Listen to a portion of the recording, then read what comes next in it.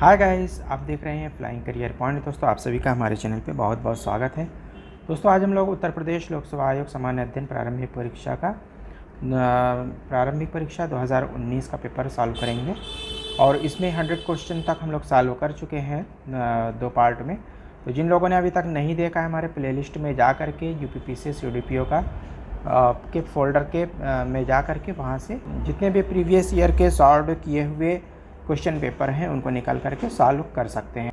आज हम लोग 101 से लेकर के 150 तक सॉल्व करेंगे। तो चलिए आइए शुरू करते हैं। तो क्वेश्चन नंबर 101 है, धुआं यानी कि स्मॉग आवश्यक रूप से वायुमंडल में निम्नलिखित की उपस्थिति के कारण होता है। नंबर ए है ऑक्सीजन तथा ओजोन, नंबर बी है ओजोन तथा नाइट्रोजन, नंबर सी है ऑक्सीजन तथा नाइट्रोजन, नंबर डी है नाइट्रोजन तथा सल्फर के ऑक्साइड। तो डी हो जाएगा। स्मॉग दो शब्दों अर्थात धुएं स्मॉग और कोहरे फॉग से मिलकर के बना है, जिसकी वजह से सांस लेना मुश्किल हो जाता है। यह एक पीला काला कोहरा होता है जो वायु प्रदूषण के एक मिश्रण से बना है, जिसमें मुख्य रूप से नाइट्रोजन ऑक्साइड, सल्फर ऑक्साइड आदि गैसें होती हैं जो कि सूर्य के प्रकाश के साथ मिलकर ओजोन का निर्माण करती हैं। क्वेश्चन नंबर 102 है, निम्नलिखित क्षेत्रों में से इसमें दुर्लभ उपलब्धि के लिए वैश्विक 500 पुरस्कार दिया जाता है। जीन संरक्षण, पर्यावरण संरक्षण, जनसंख्या संरक्षण, प्रदूषण नियंत्रण। इसमें बी हो जाएगा पर्यावरण संरक्षण। वैश्विक 500 पुरस्कार एक अंतर्राष्ट्रीय पुरस्कार है जो पर्यावरण संरक्षण के लिए दिया जाता है। यह पुरस्कार संयुक्त राष्ट्र पर्यावरण कार्यक्रम यूएनईपी द्वारा वर्ष 1987 में शुरू किया गया था। क्वेश्चन नंबर 103 है, श्याम विवर होता है। नंबर ए हवाई जहाज़ की उड़ान का अभिलेख, नंबर बी सूर्य पर एक धब्बा, नंबर सी है अंटार्कटिका की एक जगह, नंबर डी है सिमट गया तारा। तो डी हो जाएगा। श्याम विवर ब्लैक होल एक अत्यधिक घनत्व वाला पिंड होता है जिसके गुरुत्वाकर्षण से प्रकाश किरणों का भी बच पाना असंभव है। श्याम विवर से अत्यधिक कम क्षेत्र में इतना ज़्यादा द्रव्यमान होता है कि उससे उत्पन्न उच्च गुरुत्वाकर्षण किसी भी अन्य बल से अत्यंत शक्तिशाली हो जाता है और उसके प्रभाव से प्रकाश नहीं बच पाता है एवं काले रंग का छिद्र निर्मित होता है। वास्तविक रूप में यह एक सिमटा हुआ तारा होता है जो अपने अंत की ओर अग्रसर होता है, अतः विकल्प डी सही है। क्वेश्चन नंबर 104 है, भारत में सबसे अधिक जैव विविधता संपन्न क्षेत्र है। गंगा का मैदान, ट्रांस हिमालय, पश्चिमी घाट, मध्य हिमालय। तो सी हो जाएगा पश्चिमी घाट। नंबर डी है मध्य भारत, तो सी हो जाएगा पश्चिमी घाट।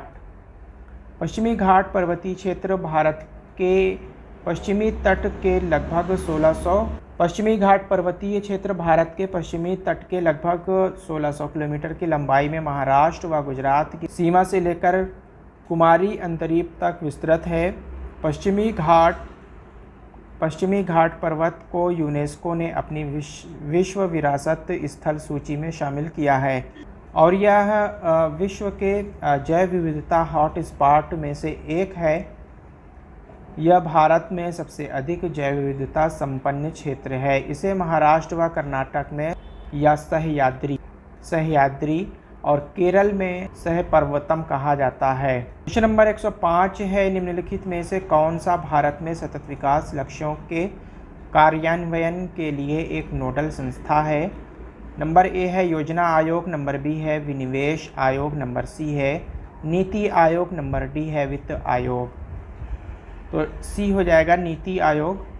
नीति आयोग भारत में सतत विकास लक्ष्यों के कार्यान्वयन के लिए एक नोडल संस्था है।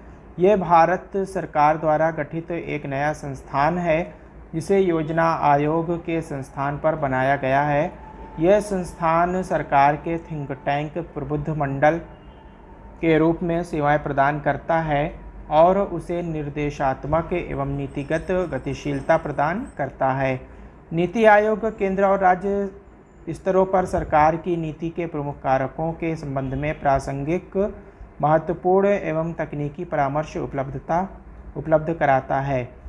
इसमें आर्थिक मोर्चे पर राष्ट्रीय और अंतर्राष्ट्रीय आयात, देश के भीतर अन्य देशों के बेहतरीन पद्धतियों का प्रसार, नए नीतिगत विचारों का समावेश और विशिष्ट विषयों पर आधारित समर्थन से संबंधित मामले शामिल हैं। क्वेश्चन नंबर 106 है, लघु उद्योगों के लिए बनी निम्न समितियों को कालानुक्रम में व्यवस्थित कीजिए और नीचे दिए गए कोटों में से सही उत्तर चुनिए।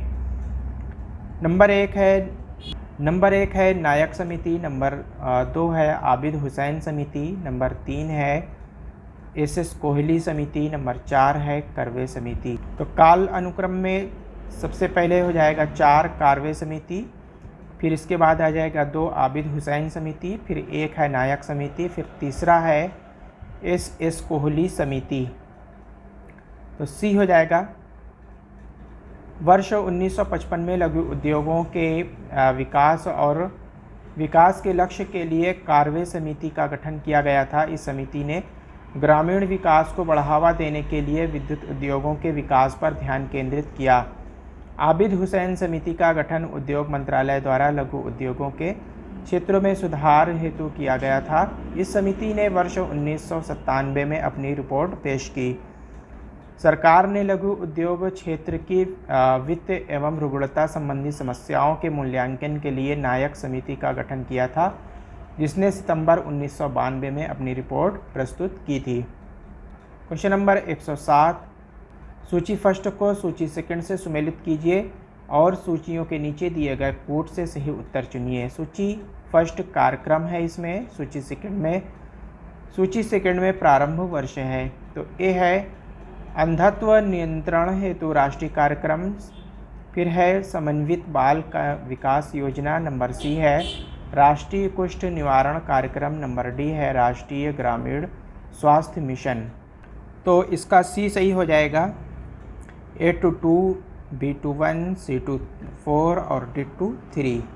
तो A22 में हो जाएगा अंधत्व नियंत्रण हेतु राष्ट्रीय कार्यक्रम 1976 में, फिर है समन्वित बाल विकास योजना 1975 में, और C24 हो जाएगा राष्ट्रीय कुष्ठ निवारण कार्यक्रम 1983 में, और राष्ट्रीय ग्रामीण स्वास्थ्य मिशन 2005 में। तो सी वाला सही हो जाएगा। क्वेश्चन नंबर 108 है, कथन ए, हाल के वर्षों में भारत में महिलाओं के लिए श्रम की भागीदारी की दर में तेज़ी से गिरावट आई है। कारण आर है पारिवारिक आय में सुधार एवं शिक्षा में वृद्धि के कारण से इस श्रम की भागीदारी की दर में गिरावट आई है। ए आर दोनों सही है, ए आर की सही व्याख्या है, तो ए सही हो जाएगा। हाल के वर्षों में भारत में महिलाओं के लिए श्रम की भागीदारी की दर में तेज़ी से गिरावट आई है, क्योंकि पारिवारिक आय में सुधार व शिक्षा में वृद्धि के कारण से इस श्रम की भागीदारी की दर में गिरावट आई है। इस प्रकार कथन ए और कारण आर दोनों सही है, अतः विकल्प ए सही है। इसमें जो है व्याख्या भी कर रहा है और ए आर दोनों सही हैं और आर ए की सही व्याख्या कर रहा है। यहाँ पर दे रखा है कि व्याख्या नहीं कर रहा है, ये गलत प्रिंट हो गया है, बाकी ए वाला सही है। फिर 109 है, भारत में निर्भरता अनुपात घट रहा है क्योंकि 0 से 14 वर्ष की जनसंख्या सापेक्षता अधिक है। नंबर बी है 60 वर्ष और अधिक की जनसंख्या सापेक्षता अधिक है। नंबर सी है 15 से 59 वर्ष की जनसंख्या सापेक्षता अधिक है। और डी है 0 से 14 वर्ष और 16 वर्ष व अधिक की जनसंख्या सापेक्षता अधिक है। सी वाला हो जाएगा 15 से 59 वर्ष की जनसंख्या सापेक्षता अधिक है। भारत में निर्भर जनसंख्या की आयु 0 से 14 वर्ष तथा 65 वर्ष से अधिक की आयु को माना जाता है। 15 से 64 वर्ष की आयु समूह को कार्यशील जनसंख्या के अंतर्गत रखा जाता है। इस समूह की भारत में प्रतिशतता 50.2% है 2018, जबकि निर्भरता अनुपात 49.8% है, जो कि वर्ष 1969 में 80% थी। भारत की विश्व 2018 में एक युवा देश के रूप में पहचान है। इस प्रकार 15 से 59 वर्ष की जनसंख्या सापेक्षता अधिक है, अतः विकल्प सी सही उत्तर है। सी वाला सही हो जाएगा।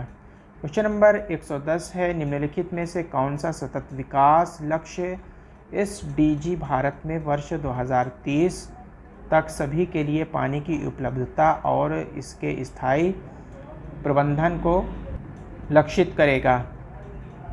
SDG 6, SDG 7, SDG 8, SDG 9। तो ए वाला है सतत विकास लक्ष्य SDG 6 का भारत में वर्ष 2030 तक पानी के लिए पानी की उपलब्धता, स्वच्छता की उपलब्धता और स्थायी प्रबंधन सुनिश्चित करने का लक्ष्य है। यह संयुक्त राष्ट्र संघ की एक पहल है। पानी की कमी, पानी की खराब गुणवत्ता और अपर्याप्त स्वच्छता विश्व के गरीब परिवारों के लिए खाद्य सुरक्षा, आजीविका विकल्पों एवं शैक्षिक अवसरों को नकारात्मक रूप से प्रभावित करती है। 111 समवृद्धि की सीमा की अवधारणा का प्रतिपादन किसके द्वारा किया गया था? नंबर ए है the Club of Rome, number B है यूनेस्को, नंबर सी है ब्रंटलैंड आयोग, नंबर डी है एजेंडा 21। तो ए वाला हो जाएगा। द क्लब ऑफ रोम के द्वारा समृद्धि की सीमा की अवधारणा को वर्ष 1972 में प्रतिपादित किया गया था। विकास के लिए सीमा शब्द जनसंख्या और आर्थिक विकास दोनों को संदर्भित करता है, अर्थात जनसंख्या में वृद्धि और प्रति व्यक्ति संसाधन उपयोग में वृद्धि, जिसका उत्पाद कुल संसाधन उपयोग की वृद्धि दर प्राप्त करता है।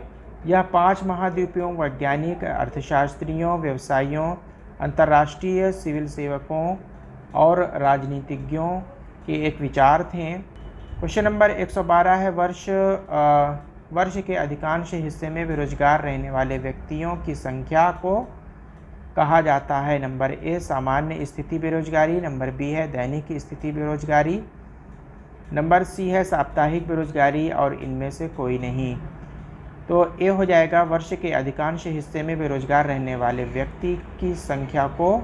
जब लोग बिना काम के होते हैं तथा सक्रिय रूप से रोजगार मांगते हैं, एक अर्थव्यवस्था में श्रम बल काम के लिए उपलब्ध लोगों की वास्तविक संख्या है। बेरोजगारी दर निर्धारित करने के लिए अर्थशास्त्री श्रम शक्ति भागीदारी दर का उपयोग करते हैं। बेरोजगारी प्रमुखतः 3 प्रकार की होती है, चक्रीय, संरचनात्मक तथा घर्षण। क्वेश्चन नंबर 113 है, कॉरपोरेट सामाजिक उत्तरदायित्व CSR के संदर्भ में निम्न में से कौन सा या कौन से कथन सही है? नंबर 1 है कंपनी एक्ट 2014 ने CSR को अनिवार्य बना दिया। नंबर 2 है इसके अंतर्गत आने वाली कंपनियों को अपने वार्षिक शुद्ध लाभ का एक CSR गतिविधियों में व्यय करना होगा। कोट ए है केवल 1, कोट बी है केवल 2, कोट सी है केवल 1 और 2 दोनों, नंबर डी है ना तो 1 ना ही 2। तो डी हो जाएगा। कंपनी अधिनियम 2013 संशोधन 2014 कॉरपोरेट सामाजिक उत्तरदायित्व CSR को अनिवार्य बनाने वाला भारत विश्व का पहला देश है।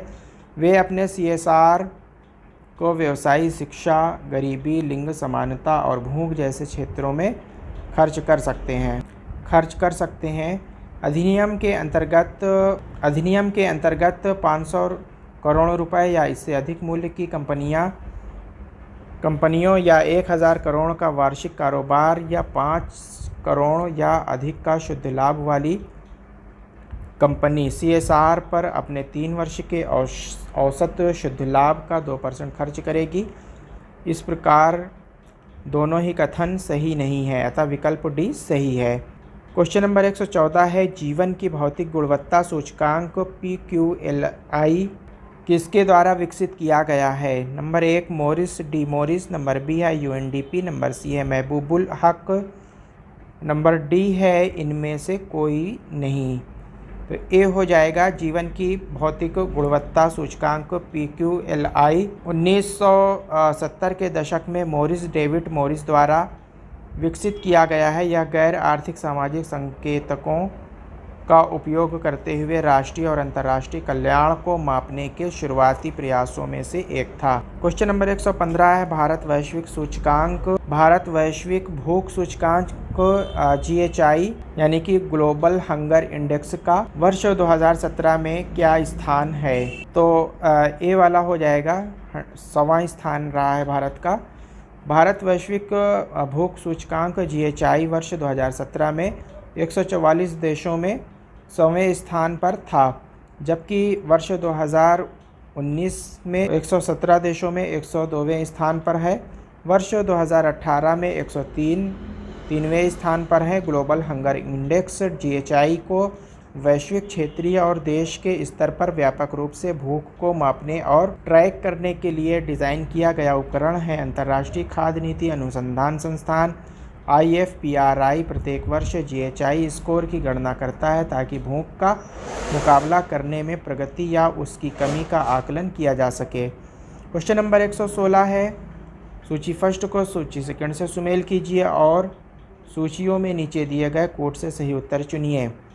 सूची फर्स्ट वनस्पति प्रकार, सूची सेकंड है क्षेत्र मक्कवी कैलिफोर्निया, फिम्बस भूमध्य सागर के तटीय क्षेत्र, चैप्रेल दक्षिणी अफ्रीकी और डी है मैटोरेल चिली। तो इसमें A22, B23, C21, D24 हो जाएगा, यानी कि ए वाला सही हो जाएगा। मक्कवी भूमध्य सागर के तटीय क्षेत्र और B23 है फिम्बस दक्षिणी अफ्रीकी और C21 है चैप्रेल कैलिफोर्निया और D24 है मैटोरेल चिली। प्रकार से ए वाला सही हो जाएगा।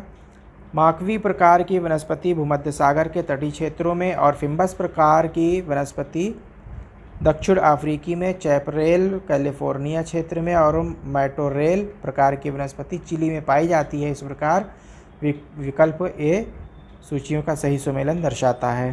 क्वेश्चन नंबर 117 है सूची फर्स्ट को सूची सेकंड से सुमेल कीजिए तथा सूचियों में नीचे दिए गए कोड से सही उत्तर चुनिए। सूची फर्स्ट देश है, सूची सेकंड राजधानी है Uzbekistan Tashkent, Tajikistan Dushanbe, Kyrgyzstan Bishkek और तुर्कमेनिस्तान अशगाबाद। तो इसमें A22, B22, C23, D24 ए वाला आंसर इसमें सही हो जाएगा। उज्बेकिस्तान की ताशकंद राजधानी है, तजाकिस्तान की राजधानी दुशांबे है, किर्गिस्तान की बिश्केक है एवं तुर्कमेनिस्तान की राजधानी अशगाबाद है। अतः ये सभी मध्य एशियाई देश हैं जो वर्ष 1991 में सोवियत संघ के विघटन के बाद अस्तित्व में आए थे। क्वेश्चन नंबर 118 है सूची फर्स्ट को सूची सेकंड से सुमेलित कीजिए तथा सूचियों के नीचे दिए गए कोड से सही उत्तर चुनिए। सूची फर्स्ट प्राकृतिक वनस्पति है, सूची सेकंड है क्षेत्र अधिजीवी वनस्पति बबूल, बायोबाब, देवदार। कौन सी कहाँ पाई जाती है इसको बताना है।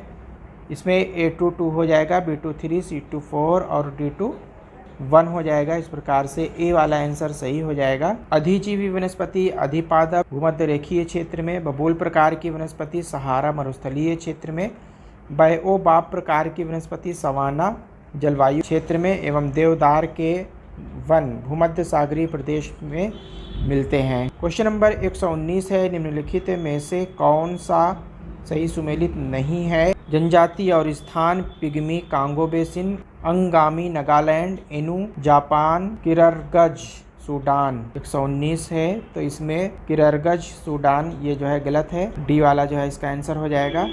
पिग्मी जनजाति समुदाय कांगो बेसिन क्षेत्र में, अंगामी जनजाति भारत के नागालैंड राज्य में, इनु जनजाति जापान में एवं किरगिज जनजाति किर्गिस्तान में बहुतायत संख्या में निवास करती है। क्वेश्चन नंबर 120 से है कथन ए हिंद महासागर कई बड़ी शक्तियों का अड्डा बन गया है, कारण आर हिंद महासागर से निकटवर्ती देशों को भौगोलिक राजनीतिक लाभ है। तो इसमें ए आर दोनों सही हैं, आर ए की सही व्याख्या करता है, ए आर दोनों सही हैं, आर ए की सही व्याख्या नहीं करता है। तो व्याख्या के अनुसार बी वाला सही है।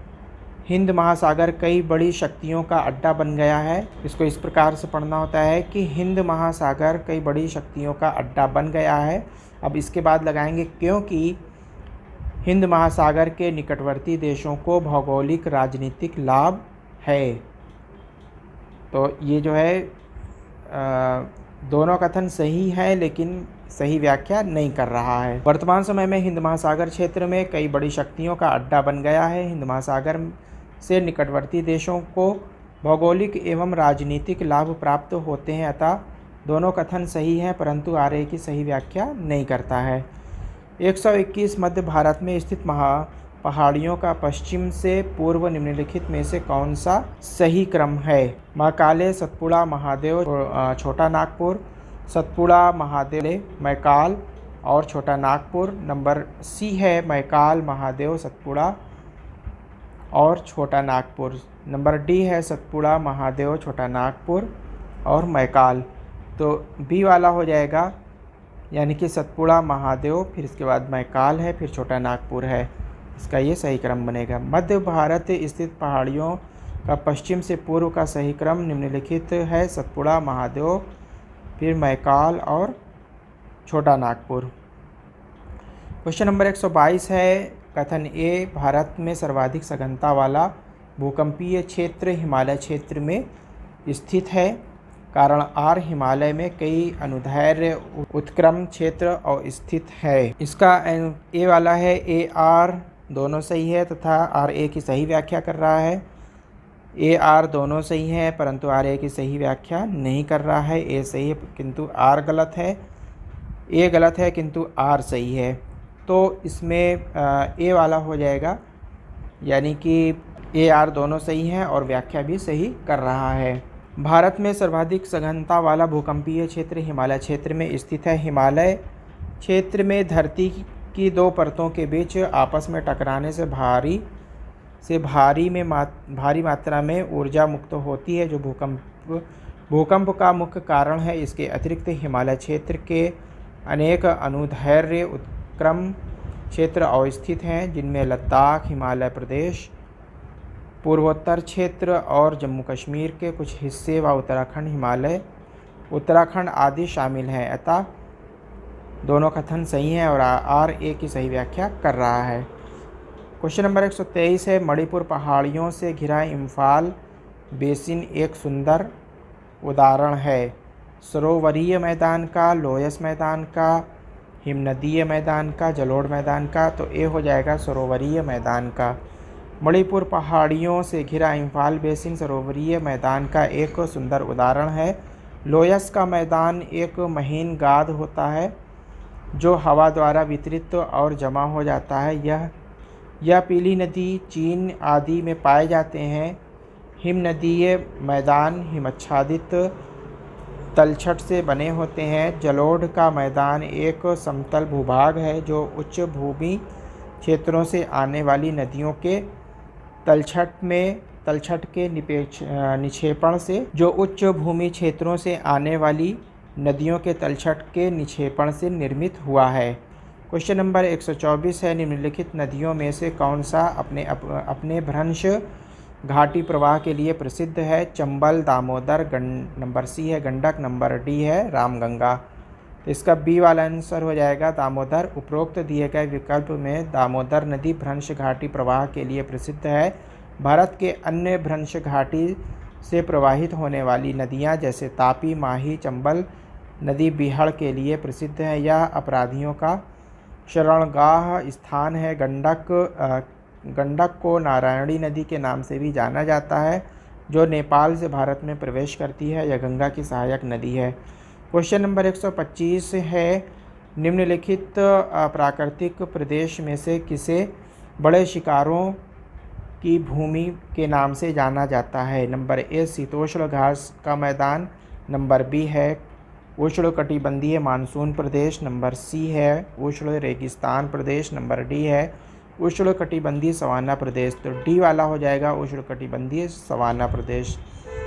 उष्णकटिबंधीय सवाना प्रदेश को बड़े शिकारों की भूमि के नाम से जाना जाता है। यह विश्व के सवाना घास क्षेत्र के रूप में प्रसिद्ध है। ये कर्क रेखा तथा मकर रेखा के बीच में स्थित है। क्वेश्चन नंबर 126 है, हिमालय पर्वत श्रेणी के संबंध में निम्नलिखित में कौन से कथन सही हैं? नंबर 1, मुख्य हिमालय की परतदार चट्टानें जीवाश्महीन है। नंबर 2 है लघु हिमालय की परतदार चट्टानों में समुद्री जीव जंतुओं के जीवाश्म मिलते हैं। नंबर 3 है ब्राहा हिमालय या शिवालिक हिमालय में मानव सभ्यता के अवशेष मिले हैं। कोट ए है 1 और 2, नंबर बी है 2 और 3, नंबर सी है 1 और 3, नंबर डी है ये सभी। डी वाला हो जाएगा ये सभी। हिमालय पर्वत श्रृंखला को विश्व का नवीनतम पर्वत माना जाता है। इसकी विशेषताएं निम्नलिखित हैं। मुख्य हिमालय की परतदार चट्टानें जीवाश्महीन हैं। नंबर 2, लघु हिमालय की परतदार चट्टानों में समुद्री जीव जंतुओं के जीवाश्म मिलते हैं। ब्राहा हिमालय या शिवालिक हिमालय में मानव सभ्यता के अवशेष मिले हैं, अतः विकल्प डी सही है। क्वेश्चन नंबर 127 है। कथन ए है अकबर ने शेरशाह की तरह राज्य के सिक्कों के प्रचलन को नियमित करने का प्रयास किया। कारण आर है शेरशाह की मुद्रा पद्धति के समान अकबर के समय में ताम्र का प्रमुख सिक्का दाम था। कोट ए है ए आर दोनों सही है, आर ए की सही व्याख्या है। फिर बी है ए आर दोनों सही है, परंतु आर ए की सही व्याख्या नहीं है। सी है ए सही है किंतु आर गलत है। डी है ए गलत है किंतु आर सही है। तो बी वाला हो जाएगा ए आर दोनों सही है किंतु ये आर ए की सही व्याख्या नहीं कर रहा है। क्वेश्चन नंबर 128 है। निम्नलिखित युद्धों को काल अनुक्रम में व्यवस्थित कीजिए और नीचे दिए गए कोटों में से सही उत्तर चुनिए। सरनाल का युद्ध, बिलग्राम का युद्ध, धर्मत का युद्ध, जजाऊ का युद्ध। तो इसमें 2, 1, 3, 4 यानी कि ए वाला सही हो जाएगा। बिलग्राम युद्ध 1540 में शेरशाह और हुमायूं के मध्य हुआ था। सरनाल का युद्ध अकबर और अहमद शाह थर्ड के मध्य हुआ था। धर्मत का युद्ध दारा और औरंगज़ेब एवं मुराद के बीच हुआ था। और जजाऊ का युद्ध 1707 में बहादुर शाह मोहम्मद आज़म शाह के मध्य हुआ था, अतः विकल्प ए सही है।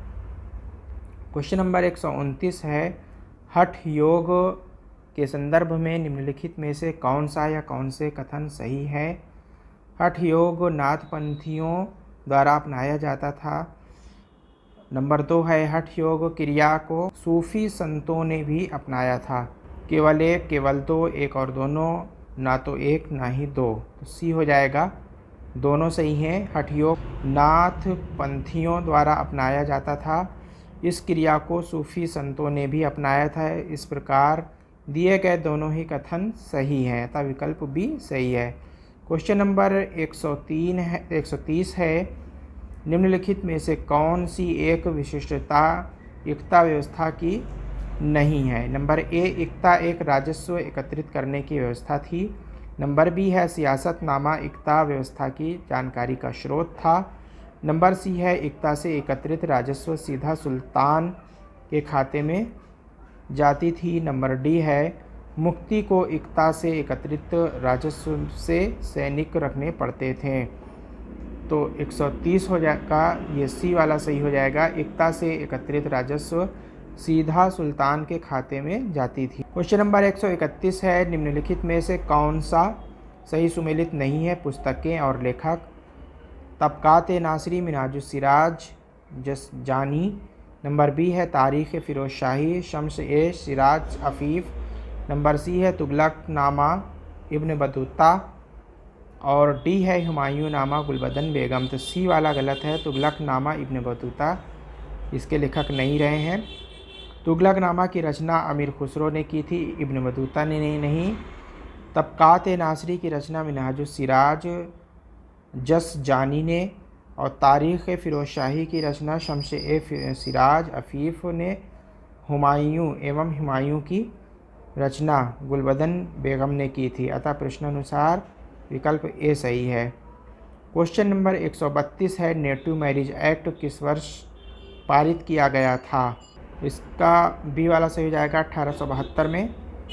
नेटिव मैरिज एक्ट 1872 में पारित किया गया था। इस अधिनियम को भारतीय ईसाई विवाह अधिनियम भी कहा जाता है।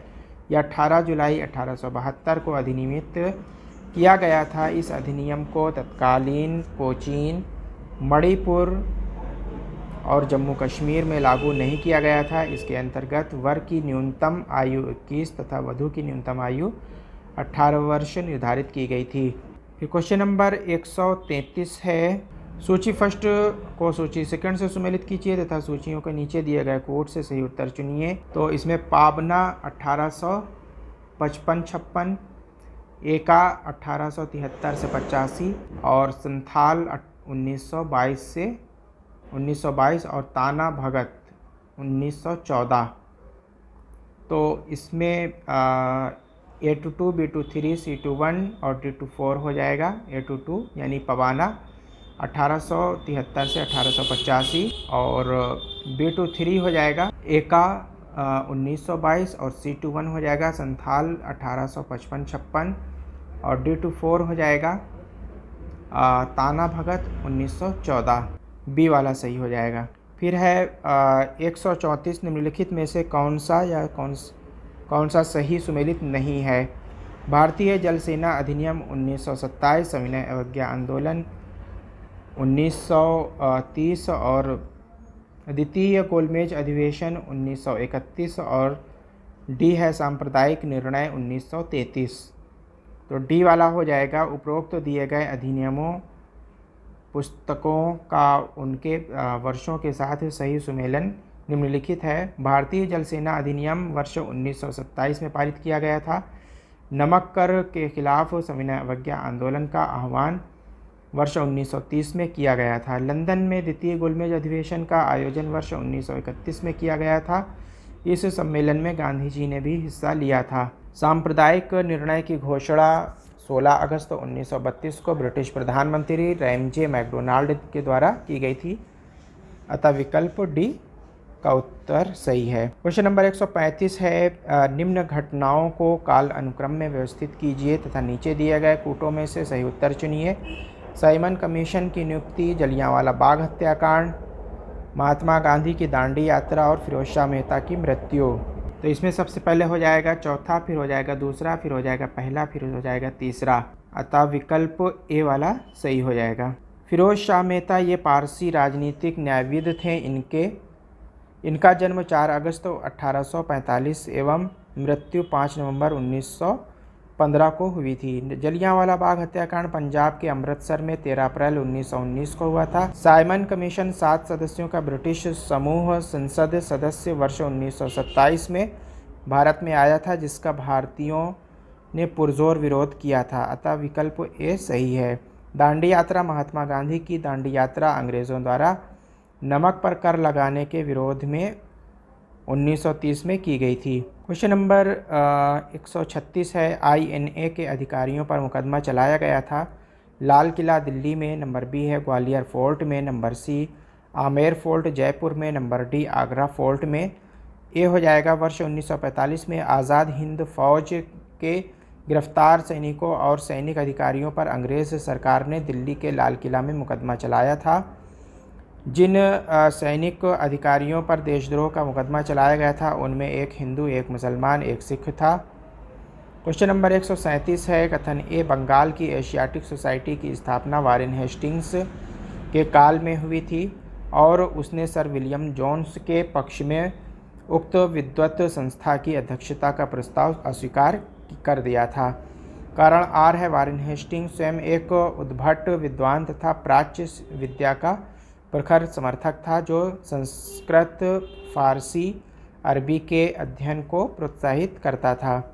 अब कूट दे रखा है, ए आर दोनों सही है, आर ए की सही व्याख्या कर रहा है। नंबर बी है, ए आर दोनों सही है परंतु आर ए की व्याख्या नहीं कर रहा है, तो बी वाला हो जाएगा। बंगाल के एशियाटिक सोसाइटी की स्थापना वारेन हेस्टिंग्स के काल में हुई थी और उसने सर विलियम जोन्स के पक्ष में उक्त विद्वत संस्था की अध्यक्षता का प्रस्ताव अस्वीकार किया था। वारेन हेस्टिंग्स स्वयं एक उद्भट विद्वान तथा प्राच्य विधा का प्रखर समर्थक था, जो संस्कृत, पारसी, अरबी के अध्ययन को प्रोत्साहित करता था। इस प्रकार कथन ए और कारण आर दोनों सही हैं, परंतु कारण आर कथन ए की सही व्याख्या नहीं करता है, अतः बी वाला सही है। क्वेश्चन 138 है, राष्ट्रीय पंचांग के संबंध में कौन सा या कौन से कथन सही है या हैं। तो एक है भारतीय राष्ट्रीय पंचांग विक्रम संवत पर आधारित है। नंबर 2, राष्ट्रीय पंचांग को 26 जनवरी 1950 में अपनाया गया। कूट केवल ए वाला केवल 1, बी केवल 2, सी 1 और दोनों, डी ना तो 1 ना ही 2। डी हो जाएगा ना तो 1 ना ही 2।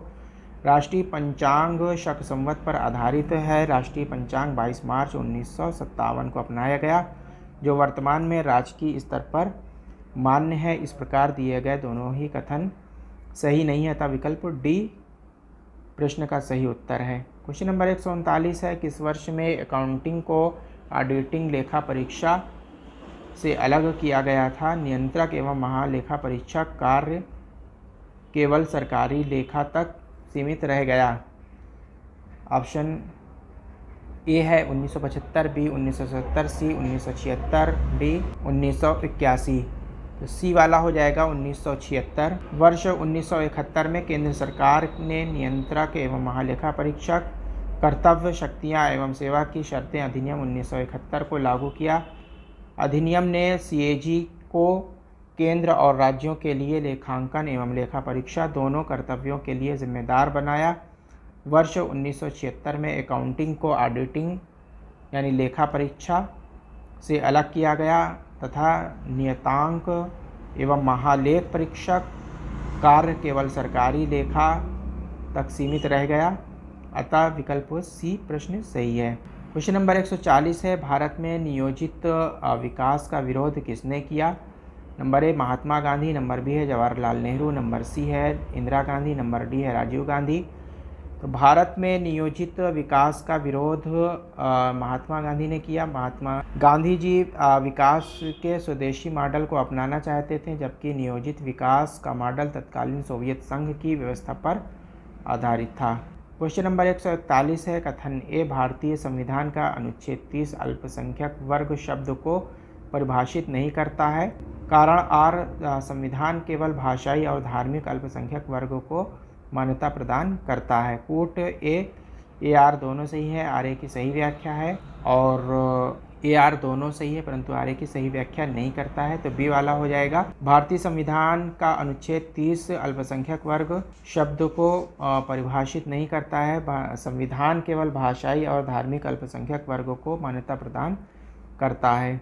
क्वेश्चन नंबर 142 है, भारतीय संघात्मक व्यवस्था के संदर्भ में निम्नलिखित कौन सा या से कथन सही है या है? भारतीय संविधान के अंतर्गत राज्यों को संघ से अलग होने का अधिकार नहीं है। नंबर 2, अलग होने की मात्र वकालत करने पर अभिव्यक्ति स्वतंत्रता की सुरक्षा मिलेगी। कूट ए है केवल 1, कूट बी है केवल 2, कूट सी है 1 और दोनों, नंबर डी है ना तो 1 ना ही 2। तो इसमें जो है ए वाला सही हो जाएगा केवल 1। संविधान के भाग 1 में संघ तथा उसके राज्य क्षेत्र का उल्लेख किया गया है। इस भाग में कहा गया है कि भारत राज्यों का एक संघ है, संघ राज्यों के समझौते से नहीं बनता है, अतः वे संघ से पृथक होने का अधिकार नहीं रखते हैं, अतः संघ अविनाश्य है। किसी सूचना या विचार को बोलकर, लिखकर या किसी अन्य रूप में बिना किसी रोक टोक के अभिव्यक्त करने की स्वतंत्रता अभिव्यक्ति की स्वतंत्रता कहलाती है, अतः अभिव्यक्ति की स्वतंत्रता की हमेशा कुछ न कुछ सीमा अवश्य होती है। भारत के संविधान के अनुच्छेद 19(1) के तहत सभी को अभिव्यक्ति की स्वतंत्रता दी गई है, लेकिन इसका तात्पर्य यह नहीं है कि किसी भी कार्य के लिए अभिव्यक्ति की स्वतंत्रता को सुरक्षा मिलेगी। क्वेश्चन नंबर 143 है, निम्नलिखित में से कौन सा सही सुमेलित नहीं है? नंबर ए सार्वजनिक स्वास्थ्य एवं स्वच्छता राज्य सूची, नंबर बी है जनगणना संघ सूची, राज्यसभा में सीटों का बंटवारा द्वितीय अनुसूची और दल बदल विरोध 10वीं अनुसूची। तो कौन सा सुमेलित सही सुमेलित नहीं है? इसमें सी हो जाएगा, राज्यसभा में सीटों का बंटवारा, ये द्वितीय अनुसूची में नहीं है। भारतीय संविधान एक संघीय संविधान है, इसलिए संविधान की 7वीं अनुसूची में केंद्र और राज्य की शक्तियों में विभाजन किया गया है। इस विभाजन के स्पष्ट उल्लेख है कि सूचियों का निर्माण किया गया है, जो निम्न प्रकार है: संघ सूची, राष्ट्रीय महत्व से संबंधित विषयों को संघ सूची में सम्मिलित किया गया है। इन विषयों से संबंधित कानून बनाने का अधिकार संसद को प्रदान किया गया है। दूसरा है राज्य सूची। क्षेत्रीय महत्व से संबंधित विषयों को वरीयता देते हुए संविधान द्वारा कानून बनाने का अधिकार राज्य विधानमंडल को प्रदान किया गया है। चौथी अनुसूची में इसमें विभिन्न राज्यों तथा संघीय क्षेत्रों की राज्य सूची में प्रतिनिधित्व, संघीय क्षेत्रों की राज्यसभा में प्रतिनिधित्व का विवरण दिया गया है। और 10वीं अनुसूची यह संविधान के 52वें संशोधन 1985 के द्वारा जोड़ी गई है। इसमें दल बदल से संबंधित प्रावधानों का उल्लेख किया गया है। क्वेश्चन नंबर 144 है भारत के संविधान की 11वीं अनुसूची में कितने विषय हैं? 22, 24, 29, 32। तो सी हो जाएगा 29। भारतीय संविधान की 11वीं अनुसूची को 73वें संविधान संशोधन अधिनियम के द्वारा 1992 में जोड़ा गया था। इस अनुसूची में 29 विषय शामिल हैं। इस अनुसूची में पंचायत की शक्तियाँ, ग्रामीण विकास, गरीबी उन्मूलन, बाजार, सड़क और पीने का पानी जैसे ज़रूरी विषय शामिल हैं। क्वेश्चन नंबर 145 है प्रधानमंत्री कार्यालय पीएमओ के संबंध में निम्नलिखित में कौन सा या कौन से कथन सत्य है या हैं? नंबर 1, यह वर्ष 1977 में अस्तित्व में आया। नंबर 2, इसका प्रधान कैबिनेट सचिव होता है। कोड केवल ए है केवल 2, कोड बी 1 और 2 दोनों। सी है केवल 1, डी है ना तो 1 ना ही 2। तो सी हो जाएगा केवल 1। प्रधानमंत्री कार्यालय यानी पीएमओ के संबंध में निम्नलिखित में से कौन सा कथन सत्य है? यह वर्ष 1977 में अस्तित्व में आया। भारत के प्रधानमंत्री का कार्यालय पीएमओ को वर्ष 1977 तक प्रधानमंत्री सचिवालय कहा गया था, जिसे मोरारजी देसाई के प्रधानमंत्रित्व काल में बदलकर प्रधानमंत्री कार्यालय कर दिया गया। इसके प्रधान प्रधानमंत्री के प्रधान सचिव होते हैं। इस प्रकार कथन केवल 1 यानी विकल्प सी सही है। क्वेश्चन नंबर 1946 है भारतीय संविधान की 6ठी अनुसूची के प्रावधान निम्नलिखित में से किस राज्य में लागू होते हैं? त्रिपुरा, सिक्किम, नागालैंड, ये सभी। तो त्रिपुरा हो जाएगा। दिए गए विकल्पों में से भारतीय संविधान की 6ठी अनुसूची के प्रावधान त्रिपुरा में लागू होते हैं। भारतीय संविधान की अनुसूची में कुल 12 अनुसूचियां हैं। भारत की 6ठी अनुसूची में पूर्वोत्तर भारत के 4 राज्यों का वर्णन किया गया है। इसमें असम, मेघालय, त्रिपुरा और मिजोरम राज्यों के जनजातीय क्षेत्रों के प्रशासन के बारे में उपबंध है। क्वेश्चन नंबर 147 है निम्नांकित में से कौन सा सही सुमेलित नहीं है? नंबर ए, बंदी प्रत्यक्षीकरण to have the body of परमादेश वी कमांड प्रतिषेध टू बी सर्टिफाइड अधिकार प्रक्षा बाई व्हाट अथॉरिटी। तो इसमें सी हो जाएगा। भारतीय संविधान द्वारा नागरिकों को कुछ मौलिक अधिकार प्रदान किए गए हैं। इन अधिकारों से किसी को वंचित नहीं किया जाए,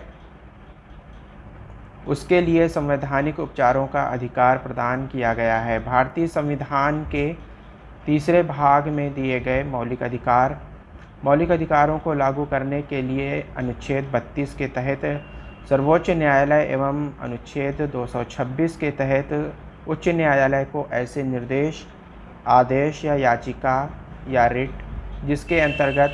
जिसके अंतर्गत बंदी प्रत्यक्षीकरण, परमादेश, प्रतिषेध, अधिकार प्रक्षा, उत्प्रेक्षण रिट है, इनमें से जो भी उचित हो रिट या याचिका निकालने की शक्ति होगी।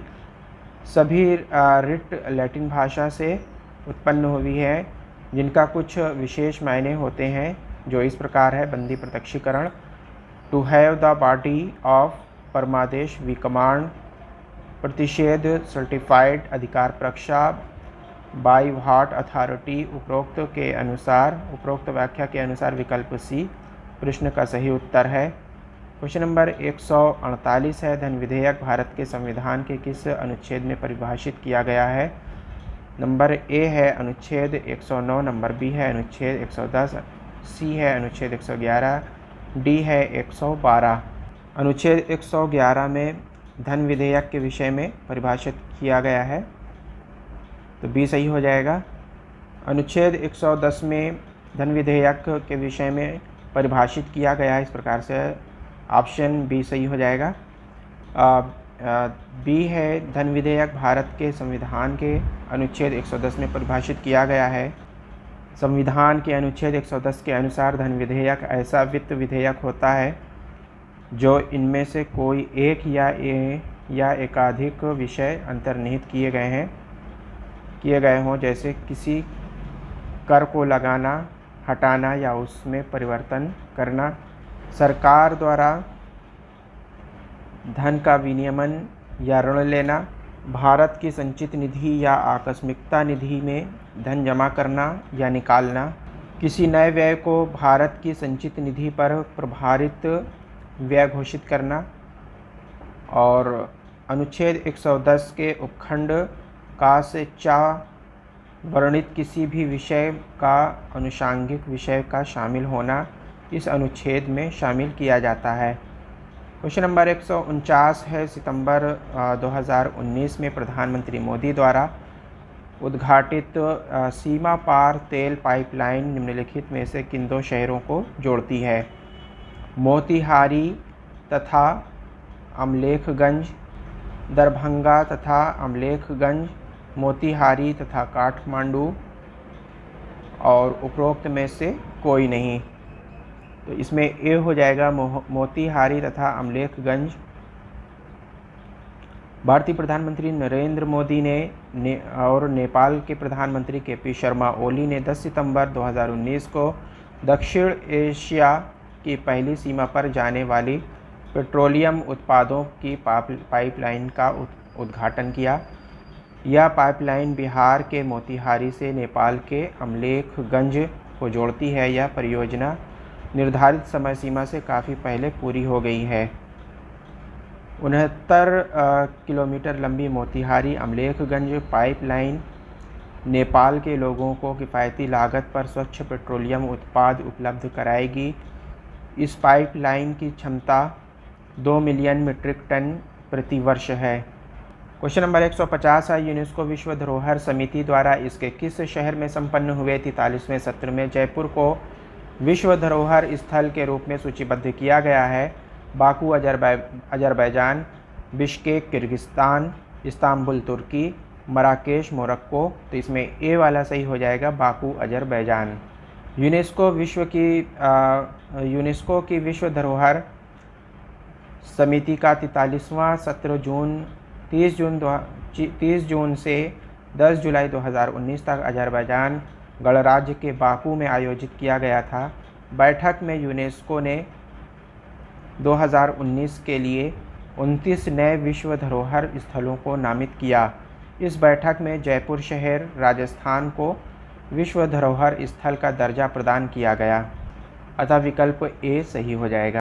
तो इस प्रकार से गाइस 150 क्वेश्चन ये पूरे हो गए हैं। 2019 का ये पेपर पूरा हो गया है। इसके बाद 20 और 21 का और रह गया है, उसको भी पूरा कर देंगे। उसके बाद CSAT वाला पेपर शुरू करेंगे।